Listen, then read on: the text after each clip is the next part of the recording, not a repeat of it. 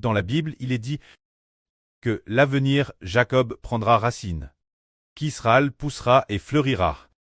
C'est la prophétie de Dieu, que l'avenir l'Israël de la Nouvelle Alliance prendra racine, poussera et fleurira.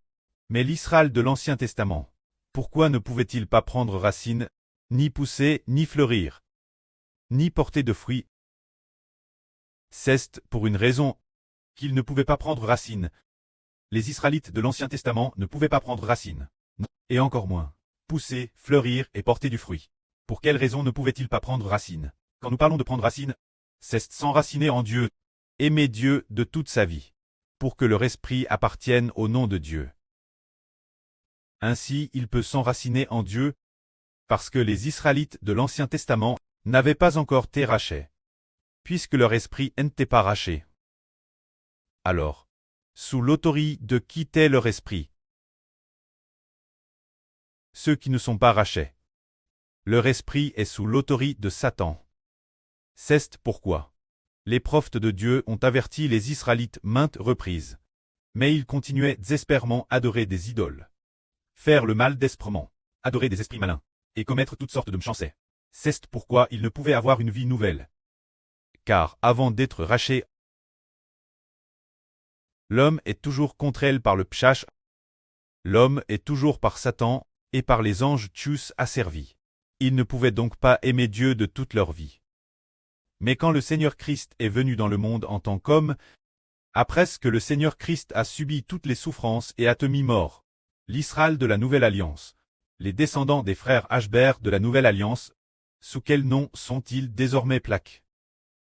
Ce moment tel, que ce soit les frères Ashbert de la Nouvelle Alliance, ou tous les enfants spirituels des frères Ashbert.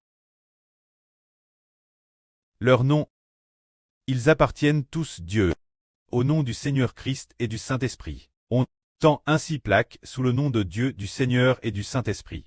Peuvent-ils alors s'enraciner en Dieu, dans le Saint-Esprit et dans le Seigneur Christ? Ils peuvent alors s'enraciner. Peuvent-ils alors tredifier? Peuvent-ils être plans amples? Oui, ils le peuvent. Ce moment tel, ils sont plans dans l'amour de Dieu. Plans dans l'amour du Seigneur Christ. Dans l'amour des frères Ashbert. Ils ne partiront jamais.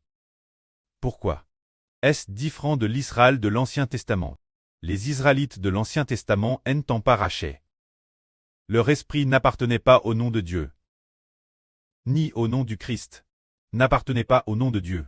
Leur esprit était sous le nom du diable Satan. Ils ne pouvaient donc pas être plans en Dieu. C'est ainsi que nous comprenons que le Rédempteur devait subir des souffrances, ou quand le Seigneur Christ subit des souffrances, l'homme ne quitte plus Dieu. Tous ceux qui sont prédestinés au salut, ils appartiendront tous au nom de Dieu, du Christ et du Saint-Esprit. Ils ne partiront jamais. Car leur esprit appartient déjà à Dieu. Alors leurs pensées et leurs intentions appartiennent Dieu. Aussitôt après, ils reçoivent la vie qui vient de Dieu. Cela veut dire que l'Israël de la Nouvelle Alliance doit prendre racine, et qu'il doit fleurir et porter du fruit. Le fruit remplira toute la terre. Ce fruit cesse de devenir le peuple de Dieu, qui doit remplir toute la terre.